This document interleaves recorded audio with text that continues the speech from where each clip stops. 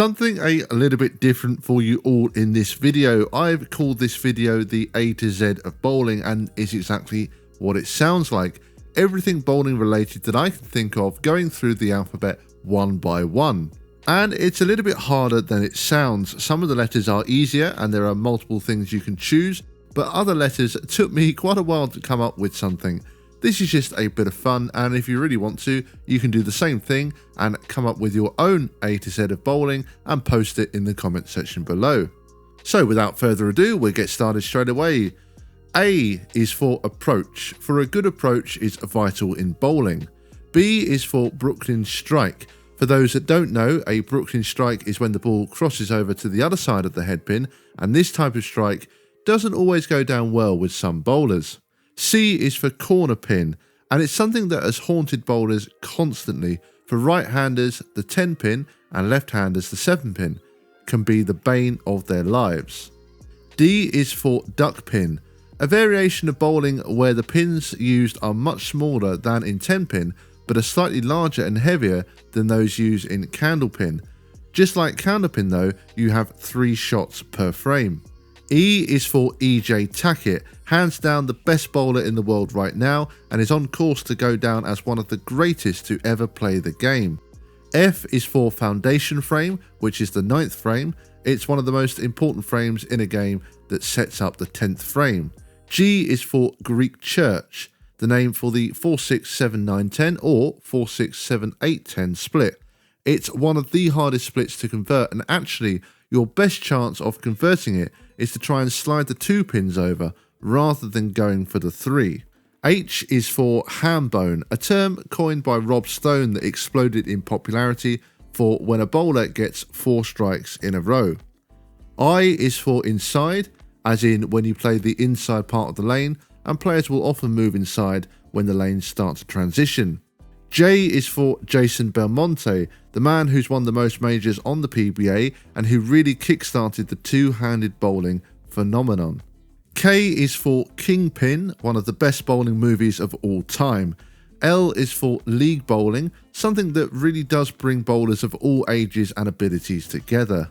M is for messenger, quite possibly one of the best sights in bowling when a pin flies across the deck to take out another pin that has been left standing.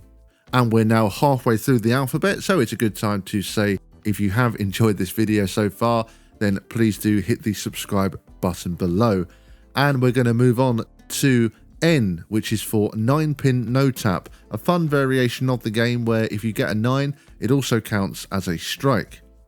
O is for oil pattern, because without oil patterns we'd have a very different game indeed. They can be super easy or can create a very difficult challenge, but different oil patterns make bowlers adjust and vary their game. P is for the PBA, where we get to see the pros compete week in, week out. Q is for qualifying, the first stage in a tournament where bowlers will play qualifying squads to try and make the cut to further rounds. R is for rev rate, the ball's rotational speed which affects how much the ball will hook. We've seen how important a high rev rate is with the rise of two-handed bowling. S is for sandbagging. Sandbagging can typically occur during a league when a bowler intentionally bowls badly early in the season in order to obtain a high handicap. It's very frowned upon by league bowlers, and I think we've all been jokingly accused of sandbagging by people at least once. T is for turkey, which is 3 strikes in a row. U is for urethane, probably the most debated subject in bowling in the last few years. The use of urethane bowling balls, in particular the purple hammer, have completely changed the game. Many feel it's time to ban it completely, but for others it's their bread and butter game. V is for volume, which is the amount of oil that is used in different oil patterns. W is for Walter Ray Williams Jr., the man with the most PBA titles of all time, and alongside Earl Anthony is one of the greatest of all time. X is for strike, and we all love to see those X's on the scoreboard. Y is for Yahtzee, which is the name for 5 strikes in a row. Again, just like with Hambone, it's often used by PBA commentator Rob Stone. And finally, Z is for zero, for when a bowler doesn't knock down any pins and puts it in the gutter.